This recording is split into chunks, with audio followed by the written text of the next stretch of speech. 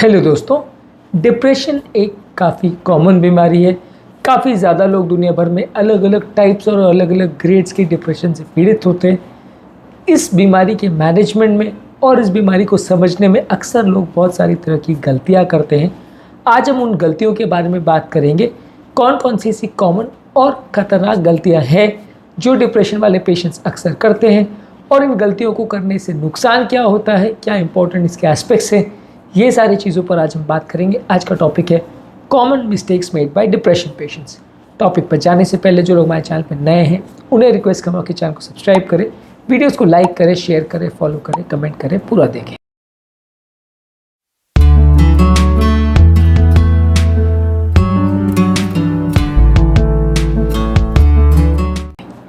Depression के बारे में सारी ही गलतियाँ बहुत ज़्यादा कॉमन है, इसलिए हर एक गलती का अपना अलग इंपॉर्टेंस है। इनको समझना बहुत ज़्यादा ज़रूरी है, इसलिए टॉपिक को डिटेल में देखिएगा और हर पॉइंट की अलग रेलेवेंस होगी, इसलिए बीच बीच में से स्किप मत करिएगा।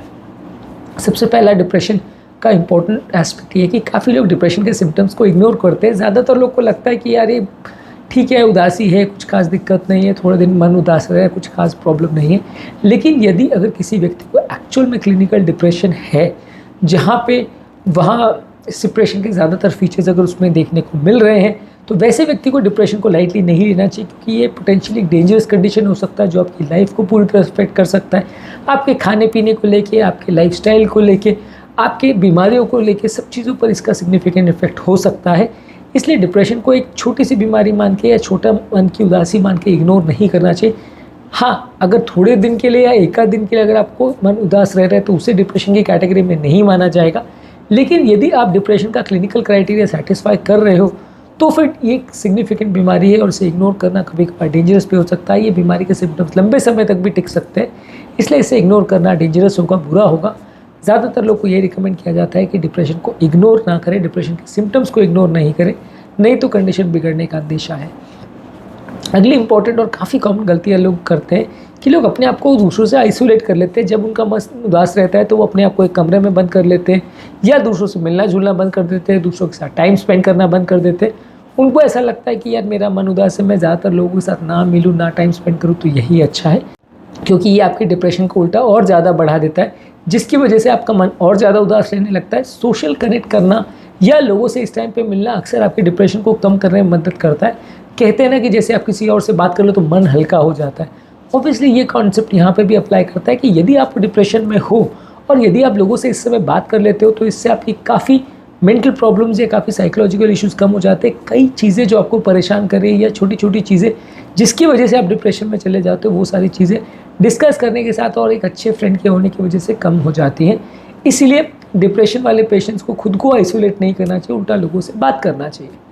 अगला इंपॉर्टेंट मिस्टेक जो लोग करते हैं, जो कि अक्सर इंडिया में बहुत ज़्यादा कॉमन है, वो ये है कि लोग डॉक्टर के पास नहीं जाते। लोग को लगता है यार डिप्रेशन के लिए कौन साइकेट्रिस्ट के पास जाए। और दूसरा एक बड़ा प्रॉब्लम ये है कि ज़्यादातर लोगों को लगता है साइकेट्रिस्ट मतलब पागलों के डॉक्टर, साइकेट्रिस्ट से पागल पन्ने के साथ ही डील करते हैं, इसलिए साइकेट्रिस्ट के पास लोग जाने से कतराते हैं। लोगों को लगता है कि यार छोड़ो यार, कौन साइकेट्रिस्ट के पास जाएगा, वो फालतू की फीस चार्ज करेंगे, और वैसे भी डिप्रेशन कोई सीरियस बीमारी तो है नहीं।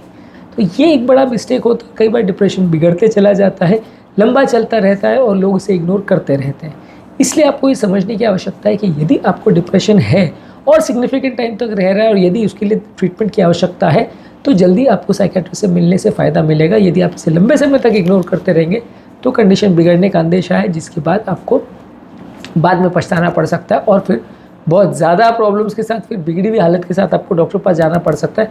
कभी कभार डिप्रेशन के शिकार पेशेंट सुसाइड भी कर लेते हैं, इसलिए इसको आप छोटी बीमारी मान कर मत चलिए। ये कई बार कंडीशन बिगाड़ भी सकती है और बहुत सारी दूसरी बीमारियों में भी आपकी कंडीशन को भी बिगाड़ सकती है। इसके अलावा इसी से रिलेटेड अगला कॉमन मिस्टेक जो लोग करते हैं कि ट्रीटमेंट के रिकमेंडेशंस को फॉलो नहीं करते। यदि आप डॉक्टर को दिखा रहे हो लेकिन उनकी कही हुई बातों को फॉलो नहीं कर रहे हो, उनके दिए हुए निर्देशों को फॉलो नहीं कर रहे हो, तो ऑब्वियसली डॉक्टर को दिखाने का कोई मतलब नहीं है। लोग 2-4 दिन 5 दिन दवा लेते हैं, फिर बंद कर देते हैं, या थोड़ी बहुत दिन उनकी कही हुई बातों को सुनते हैं, उसके बाद सुनना बंद कर देते हैं, इग्नोर कर देते हैं। अब ये सारी चीज़ें यदि आप करते हो तो फिर वापस से पलट के डिप्रेशन आ जाएगा।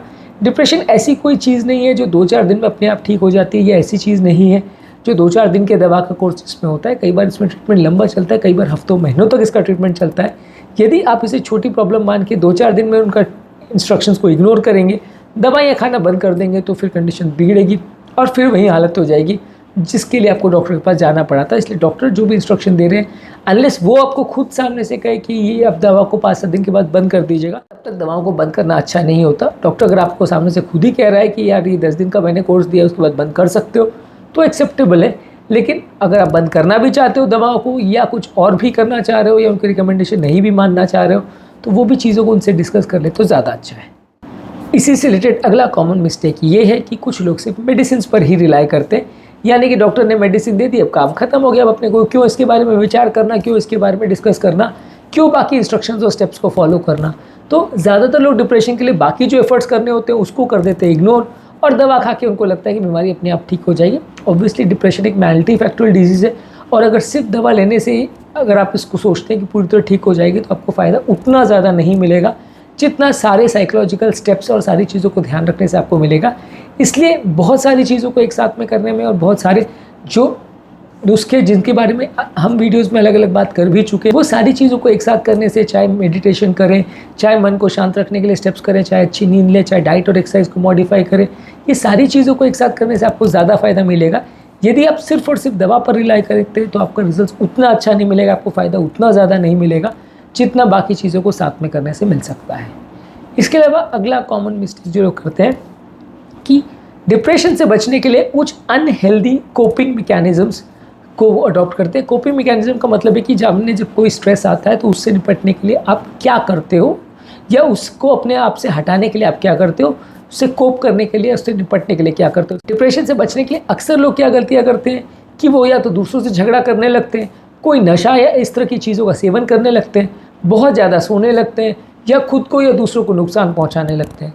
इस तरह की कोई भी चीज़ें आप करते हैं तो इससे आपको नुकसान ही होगा और लॉन्ग टर्म आपकी प्रॉब्लम भी बढ़ेगी, आपके लिए डिप्रेशन होने के कारण और बढ़ेंगे, और धीरे धीरे करके बीमारी अलग लेवल पर पहुंच जाएगी, आपकी लाइफस्टाइल भी अलग लेवल पर पहुंच जाएगी, आपके रिलेशंस भी अलग लेवल पर पहुंच जाएंगे।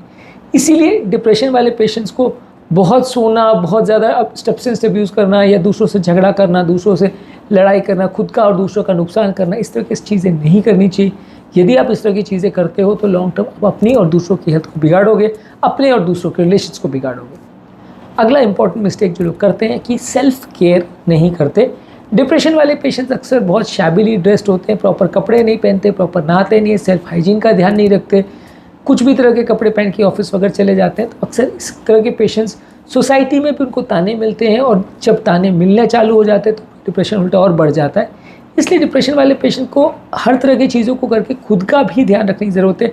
अच्छी नींद होना चाहिए, पर्सनल हाइजीन होना चाहिए, खुद की साफ़ सफाई का ध्यान रखिए, अच्छे साफ कपड़े पहनिए। सारी चीज़ों का यदि आप ध्यान रखते हैं तो एटलीस्ट सोसाइटी में अब आपकी इज्जत गिरती नहीं है और आपके लिए एक्स्ट्रा कारण नहीं बनते हैं कि आप और ज़्यादा डिप्रेशन में चले जाओ। तो इसलिए सेल्फ केयर को निगलेक्ट करना एक और मिस्टेक होता है जो डिप्रेशन वाले पेशेंट्स करते हैं। इसके अलावा अगला कॉमन मिस्टेक है जो कि बहुत ज़्यादा कॉमन है और बहुत ज़्यादा लोग इसको फॉलो करते हैं, बहुत ज़्यादा लोग इसको करते हैं, वो ये कि अनरियलिस्टिक गोल और एक्सपेक्टेशन अपने लाइफ में रखते हैं।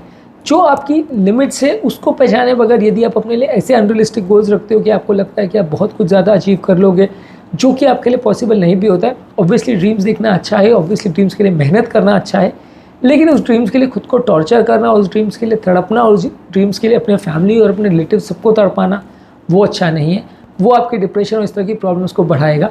फॉर एग्जांपल, यदि आपने सोच लिया कि मैं 1 साल में करोड़पति बन जाऊंगा, या मैं 1 साल में दुनिया का सबसे रिचेस्ट आदमी बन जाऊंगा, कि मैं वर्ल्ड का सबसे बड़ा यूट्यूबर बन जाऊंगा, कि मैं सोशल मीडिया स्टार बन जाऊंगा, या मैं आर्नोल्ड श्वार्ज़नेगर जैसी बॉडी बना लूँगा। हर फील्ड में अगर आप इस तरह के एम्बिशंस रखेंगे जो कि रियलिस्टिक नहीं है, तो आपके लिए डिप्रेशन होने का कारण और ज़्यादा बढ़ जाएगा। हाँ, अगर आपको लगता है कि कोई पर्टिकुलर चीज़ आप अचीव कर सकते हो तो उस हिसाब से अपने आप को टारगेट दीजिए, शॉर्ट टर्म टारगेट दीजिए, और जब आप वो अचीव कर ले तो अगला टारगेट खुद को दीजिए। यदि पहले दिन से आप ओवर एम्बिशियस हो जाएंगे और बहुत ज़्यादा अनरियलिस्टिक गोल्स सेट करने की कोशिश करेंगे तो आपका डिप्रेशन बढ़ेगा, और जब आप उसको अचीव नहीं कर पाओगे, या जब आप अचीव करने के बाद भी मेंटेन नहीं कर पाओगे, तो आप बहुत ज़्यादा डिप्रेशन में चले जाओगे। इसलिए अनरियलिस्टिक एक्सपेक्टेशंस रखना लाइफ से और अपनी फ्यूचर अपनी फील्ड से रखना गलत होता है। ये डिप्रेशन का बड़ा इंपॉर्टेंट रिस्क फैक्टर होता है। अगला और बहुत ज़्यादा कॉमन एस्पेक्ट ये है कि कुछ लोग की लाइफ में बहुत ज़्यादा नेगेटिविटी होती है, वो हर चीज़ के नेगेटिव एस्पेक्ट पर बहुत ज़्यादा फोकस करते हैं, चाहे वो लाइफ हो या अपनी आदतें हो या लाइफ में उनको क्या क्या चीज़ें मिली है, सब चीज़ों के बारे में वो बहुत एक नेगेटिव एस्पेक्ट रखते हैं, और हर चीज़ों से बात करने के बारे में या हर चीज़ों के बारे में डिस्कस करते समय उसके नेगेटिव एस्पेक्ट या बुरे एस्पेक्ट पर ही ज़्यादा फोकस करते हैं और उसी को ज़्यादा हाईलाइट करने की कोशिश करते हैं। जो लोग के मन में ऐसी ज़्यादा नेगेटिविटी रहती है वो और ज़्यादा जल्दी चांस होता है उनका डिप्रेशन में जाने का। इसलिए हर चीज़ों के पॉजिटिव एस्पेक्ट या अच्छी बातों पर ज़्यादा फोकस करना चाहिए। ऑब्वियसली मैं ऐसा नहीं कहता कि किसी चीज़ में अगर कोई बुराई है तो उसे क्रिटिसाइज़ नहीं करना चाहिए या उसकी गलतियाँ नहीं निकालनी चाहिए, उसे इम्प्रूवमेंट का एक मौका नहीं देना चाहिए। लेकिन हर बार हर चीज़ में सिर्फ नेगेटिव और नेगेटिव चीज़ें ही ढूंढना, चाहे आपके स्पाउस हो, चाहे आपके बच्चे हो, चाहे आपके रिलेटिव्स हो, चाहे आपका बॉस हो, चाहे आपका ऑफिस वर्क हो, हर चीज़ों की यदि आप बार बार मिस्टेक्स निकालेंगे या उनकी बुराइयाँ ही निकालेंगे तो अक्सर होगा ये कि आप उनको चेंज तो नहीं कर पाएंगे, लेकिन आप खुद डिप्रेशन में चले जाएंगे। इसलिए पॉजिटिव एस्पेक्ट को भी देखिए, नेगेटिव और पॉजिटिव को बैलेंस करके चलेंगे तो वो सबसे अच्छा अप्रोच है, जिससे आप खुद को भी अच्छी लाइफ में रख सकते हैं और दूसरों की लाइफ को भी इम्प्रूव करने की कोशिश कर सकते हैं। और लास्ट इंपॉर्टेंट मिस्टेक जिसके बारे में आज बात करेंगे वो ये है कि डिप्रेशन वाले पेशेंट्स अक्सर दूसरों से प्रॉपर बात नहीं करते, दूसरों से प्रॉपर कम्युनिकेट नहीं करते, अपनी प्रॉब्लम्स और अपने इश्यूज़ को अपने लव वंस, अपने फैमिली वालों से डिस्कस नहीं करते। देखिए, ऑब्वियसली डिप्रेशन वाले पेशेंट्स के लिए ये संभव तो नहीं है कि आप अपनी प्रॉब्लम्स दुनिया भर में ढिंडोरा पीटते फिरो कि आप डिप्रेशन में चले गए। ऑब्वियसली आपको खुद ही बुरा लग रहा है, लेकिन अगर आप अपने सिम्टम्स के बारे में, अपनी प्रॉब्लम्स के बारे में अपने परिवार वालों को भी नहीं बताओगे तो अक्सर ये सारी चीज़ें कल्मिनेट करती हैं किसी बुरे डिसीजन पर, जब आप खुद का हार्म करने लगते हो और कई बार सुसाइड वगैरह के लिए भी चले जाते हो।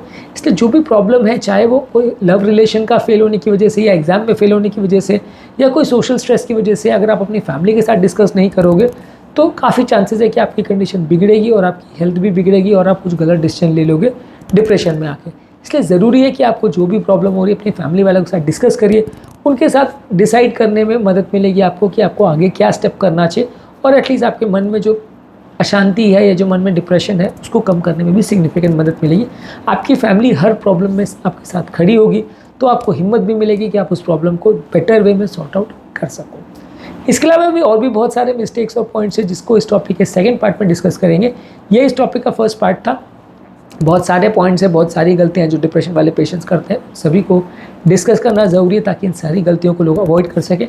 डिप्रेशन वाले पेशेंट्स के लिए बेस्ट टिप्स क्या हैं, बेस्ट दवाइयाँ क्या हैं और बेस्ट फूड्स या वर्स्ट फूड्स क्या हैं, ये भी हमने सेपरेट वीडियोज़ में डिस्कस किया है, उन्हें भी ज़रूर चेकआउट करिए, काफ़ी कुछ नया जानने को मिलेगा।